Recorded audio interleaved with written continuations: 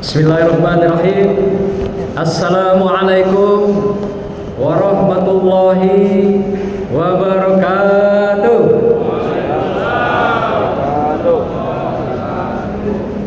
Alhamdulillahillazi arsala rasulahu bil huda wa dinil haqq liyuzhirahu 'alad dini kullih wa kafa billahi shahida. Asyhadu an la ilaha illallah wahdahu la syarikalah wa asyhadu anna Muhammadan abduhu wa rasuluh la nabiyya ba'da. Allahumma shalli wa sallim ala sayyidina Muhammad wa ala alihi wa sahbihi ajma'in. Amma ba'du.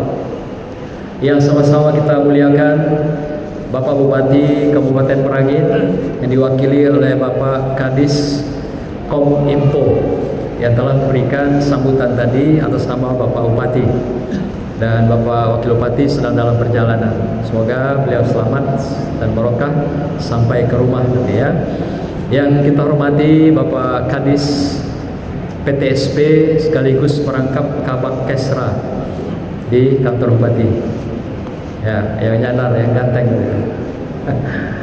Dan selain sini ada juga dari Kabupaten Merangin, saudara kita dari Basnas ya, yang diwakili Wakil Ketua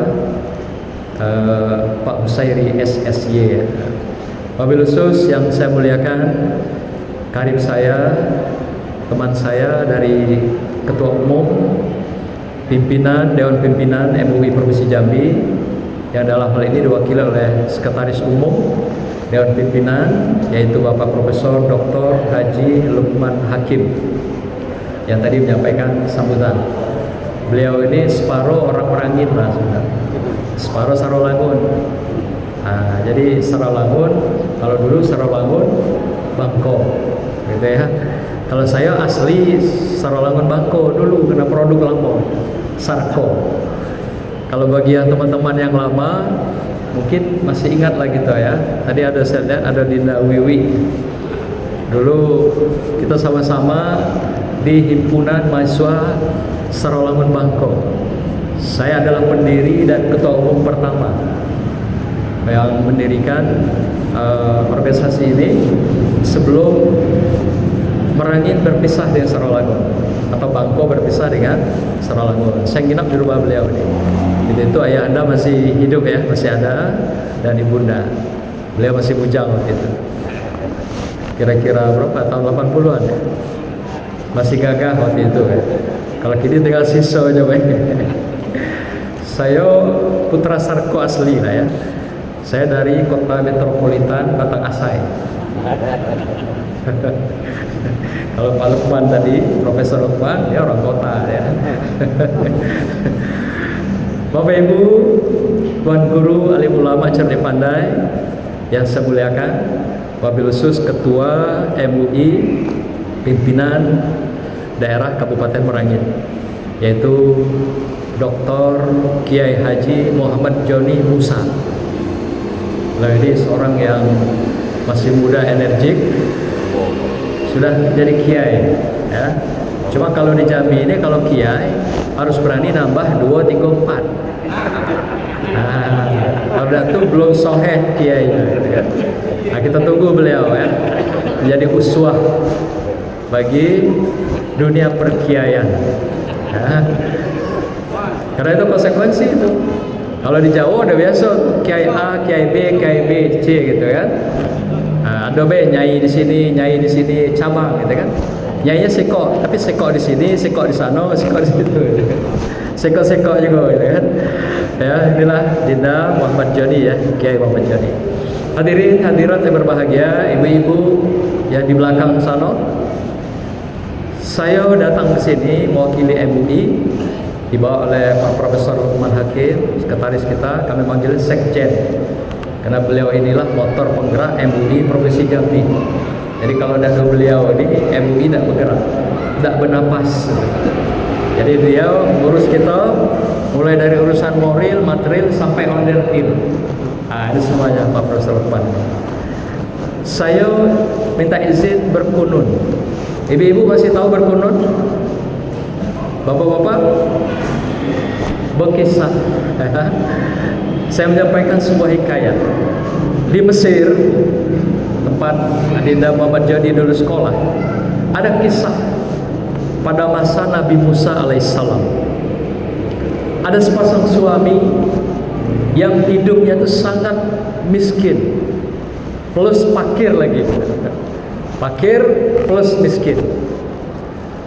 Satu ketika beliau mendatangi Nabi Musa alaihissalam.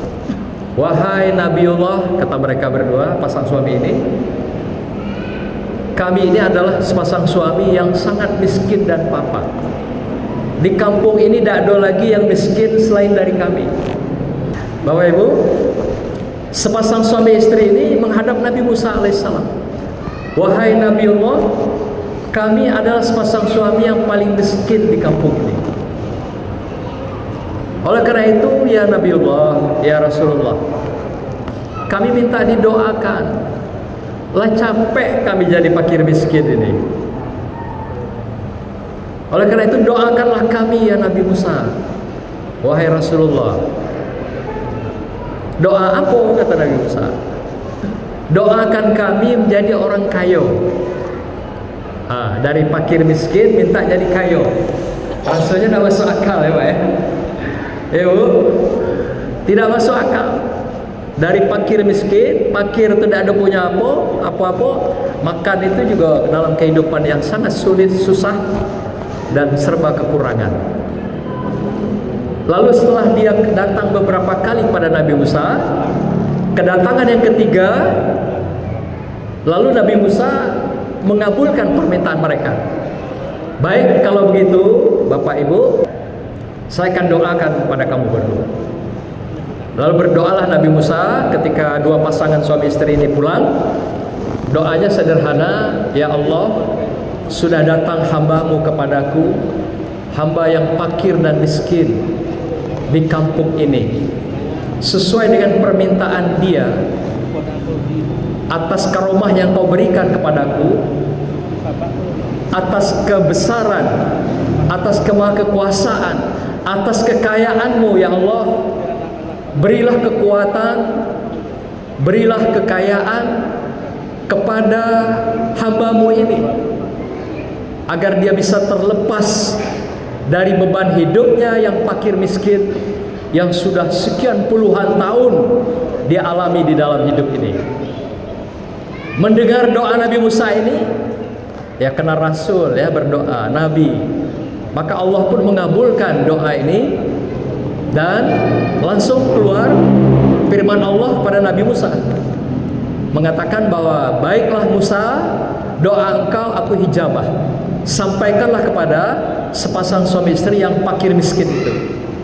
Lalu Musa buru-buru datanglah ke rumah sepasang suami istri yang miskin ini dan menyampaikan, wahai si fulan, bahwasanya doa yang engkau minta aku panjatkan kepada Allah tadi sudah dikabulkan, sudah dihijabah oleh Allah Subhanahu wa ta'ala. Singkat cerita, Allah berikan jalan kepada mereka sebagai peternak, sebagai petani. Tapi dengan catatan Musa, kata Allah pada Musa, kekayaan yang aku berikan pada mereka hanya aku batasi 2 tahun baik, tidak boleh lebih. Selebihnya dia balik fakir miskin lagi. Itu janji dari Allah kepada Nabi Musa dan minta disampaikan pada sepasang suami istri itu. Disampaikanlah demikian, dan suami istri ini sepakat, basinglah Musa, yang penting kami bisa berubah nasib hidup dari kondisi fakir miskin sekarang menjadi orang kaya. Kira-kira begitu harapan dari sepasang suami istri ini. Lalu singkat cerita dikabulkanlah doa-doa ini. Apa usaha-usaha mereka terkabul, peternakan, perkebunan, pertanian. Mesir ini satu daerah yang sangat subur ya, sangat kaya raya di bidang pertanian. Pak atau Dinda Muhammad Joni sangat paham itu. Dan murah-murah sekali buah-buahan yang ada di sana. Kan Nabi Yusuf juga di sana gitu kan. Yang juga membuat makmurnya masyarakat Mesir. Saya berapa kali ke sana sampai ke Alexandria. Kebetulan beberapa kali berkunjung ke Mesir. juga tahu sedikit banyak riwayat Mesir ini. Nah, singkat cerita, diberilah kekayaan pada kedua orang ini. Dari minggu ke bulan, bulan ke bulan. Lalu mereka di dalam anugerah dan nikmat yang Allah berikan ini, mereka berjanji suami istri. Abangnya bilang, "Dek, kita diberikan garansi oleh Allah berkah Nabi Musa itu hanya 2 tahun. Apa yang nak kita gawekan dek selama 2 tahun ini? Karena kalau 2 tahun ini habis, kita balik fakir miskin lagi." Akhirnya apa? Mereka sepakat mendirikan sebuah tempat di padang pasir di kawasan Mesir ini, yaitu pondok-pondok. Apa guna pondok-pondok itu? Dari rezeki yang mereka peroleh adalah pertama tempat pemukiman bagi yang musafir, kafilah yang lalu lalang, diberi kesempatan gratis. Sudah itu dijamu lagi, makan gratis. Jadi mereka siapapun yang berlalu lalang, yang kehausan boleh ambil air, yang kelaparan boleh makan, yang ngantuk, yang capek boleh tidur gratis. Semuanya diservis dengan syariah. Kira-kira begitu dilakukan oleh kedua pasang suami ini. Lalu berjalanlah berbulan-bulan. Itu dia lakukan. Setiap hari orang lewat berbondong-bondong, makan gratis, tidur gratis, bahkan dikasih lagi buah-buahan hasil pertanian mereka.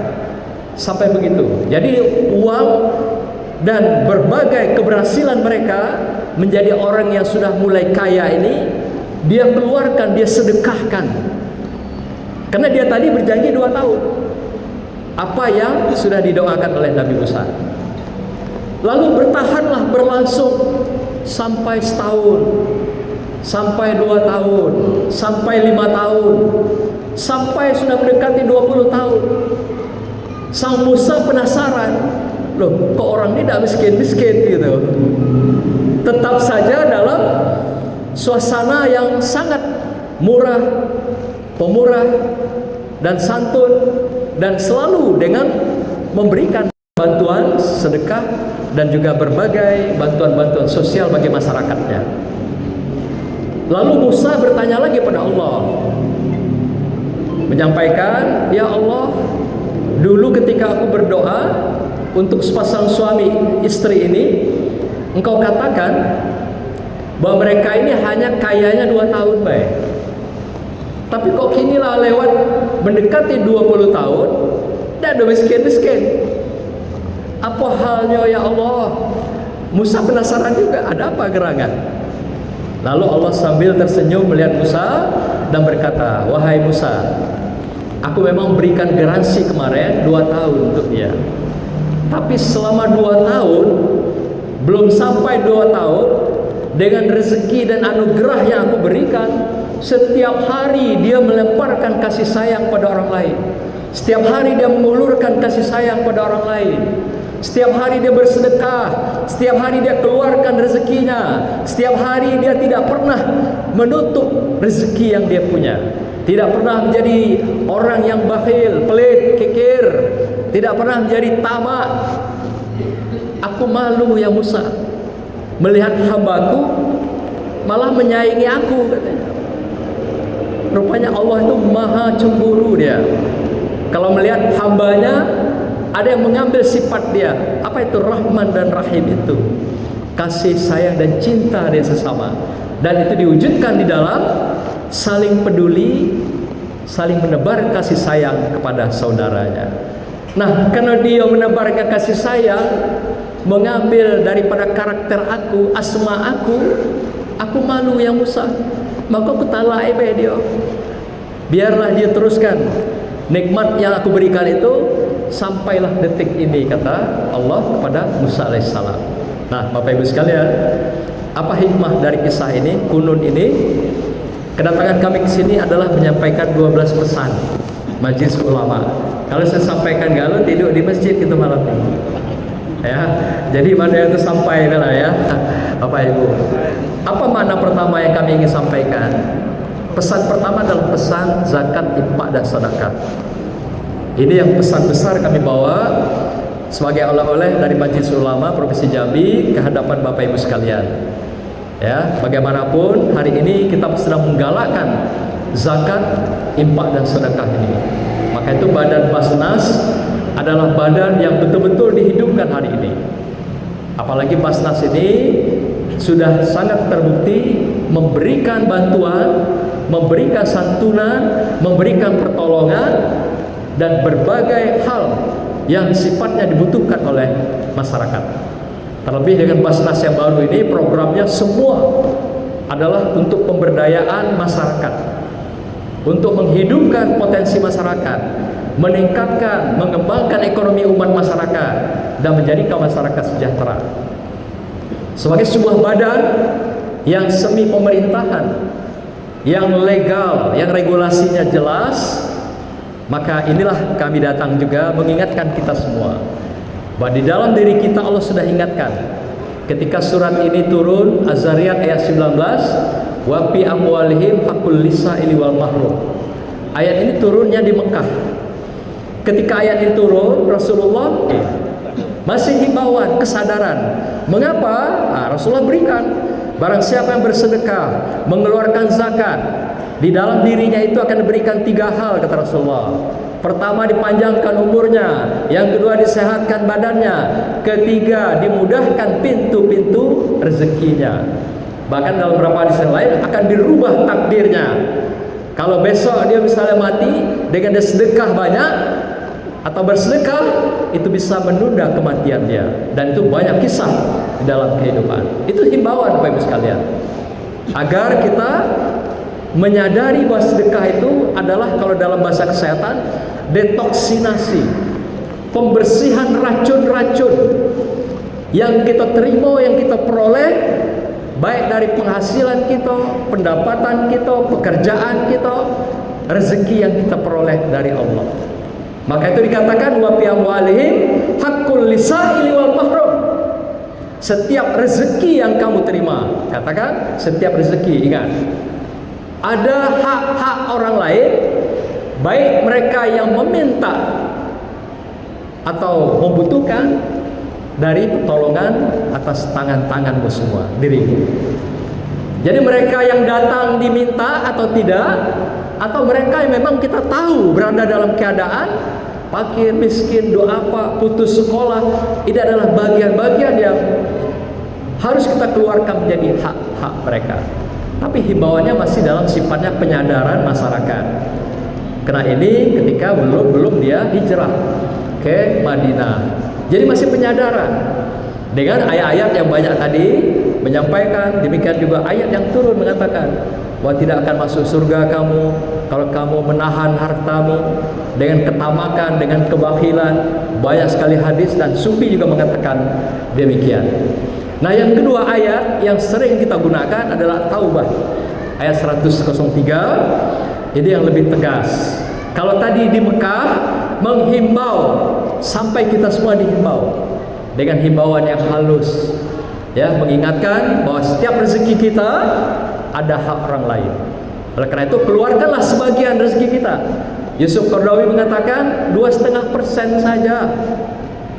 Karena kalau harta ini kita timbun sebanyak-banyaknya dengan tamak.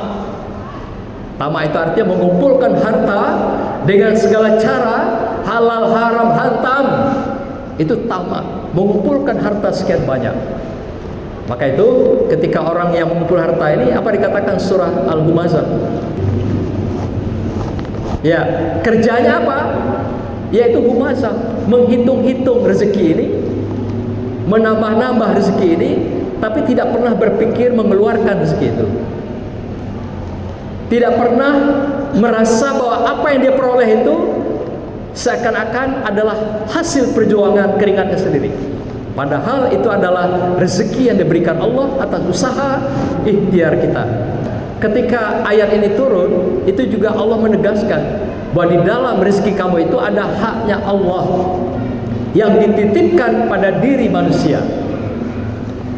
Nah, ketika kita tidak mengeluarkan hak-hak orang yang dititipkan Allah pada manusia ini, Allah akan ambil, Allah akan rampas secara paksa dalam diri kita. Bagaimana cara Allah merampas paksa itu? Dikasih kita sakit, Dia kasih kita kemalangan, dia kasih kita kerugian, dia kasih kita sial, segala macam cara. Contoh ibu-ibu, bapak-bapak pernah sakit gigi tak? Pernah? Jangan cubu-cubu sakit gigi, ya, luar biasa. Walaupun McGizzard bilang daripada putus cinta lebih enak sakit gigi gitu kan. Tapi jangan cuba-cuba Bapak Ibu sakit gigi. Sekok gigi yang sakit, seluruh badan merasai. Badan jadi kusut masai. Ya. Bahkan sekeluarga pun ikut kusut masai gara-gara gigi sekok sakit. Itu cara Tuhan mengingatkan kita di dalam diri kita itu ada hak Allah yang dititipkan untuk manusia yang tidak kita keluarkan, Bapak Ibu sekalian. Maka itu tidak banyak Allah minta kita mengeluarkan hak masyarakat. Hak orang yang membutuhkan itu 2,5% saja diatur oleh Yusuf Qaradawi. Lebih banyak lebih elok. Kalau cukup nisab, anggap itu adalah zakat. Kalau tidak cukup, jadikan itu sedekah. Nah, Yusuf Qaradawi memberikan jalan, keluarkan setiap dapat supaya benda itu tidak lupa gitu. Kita ini kan pelupa. Atau ketika dapat, kalau tidak dikeluarkan, tiba-tiba besok sakit, dipakai duit itu habis. Atau datang orang mau minjam, ada cara jalan duit itu keluar. Kalau istilah Pak Sekjen kita nih, Prof. Lukman, kalau duit itu masuk secara tahun, keluarnya pun secara tahun katanya. Ngerti tak Bu? Jadi kayak angin dia lewat gitu kan. Berapa banyak pun masuk secara tahun, keluar secara tahun. Ini luar biasa ya pernyataan beliau. Oleh karena itu Bapak Ibu sekalian, Yusuf Qaradawi mengajarkan setiap dapat keluarkan baik. Itu lebih mempercepat racun-racun dalam rezeki kita dikeluarkan, dan apa yang kita peroleh menjadi bersih. Sebab kalau itu tidak kita keluarkan, kita belikan, kita belanja, kita makan, jadi darah daging. Berarti masuk hal-hal yang subhat dan haram dari rezeki kita peroleh menjadi darah daging kita. Masuk ke anak, jadi darah daging anak. Masuk ke bini, masuk ke cucu, semuanya jadi darah daging, subhat dan bahkan haram yang kita makan dari nikmat rezeki Allah pada kita. Nah, ayat kedua tadi kami sampaikan yang berbunyi awalnya adalah husmin amwalim sadaqatan. Di sini sudah lebih keras Allah ingatkan kita. Ini turun ayat ini dan berlaku sekitar 8 hijrah ya. Jadi sudah 8 tahun Rasulullah hijrah, ayat ini turun. Jadi tidak lagi sifatnya himbauan seperti yang di Madinah. Keluarkanlah dengan sukarela, dengan ikhlas. Di sini tidak, sudah ada sebuah pemaksaan. Karena kata-kata husbin ini kalau merujuk kepada tafsir At-Tabari yang kita pahami, ini wajib. Artinya siapapun pemimpin yang sedang berkuasa, kalau dia Islam, wajib dia mengambil sebagian daripada harta yang dimiliki oleh masyarakat yang berada, yang cukup nisabnya untuk kepentingan zakat. Kalau dia cukup, untuk kepentingan sedekah. Maka itu pada masa Rasulullah ada seorang namanya Mu'az bin Jabal. Mu'az ini adalah orang yang ditugasi khusus untuk melakukan pemungutan audit harta masyarakat.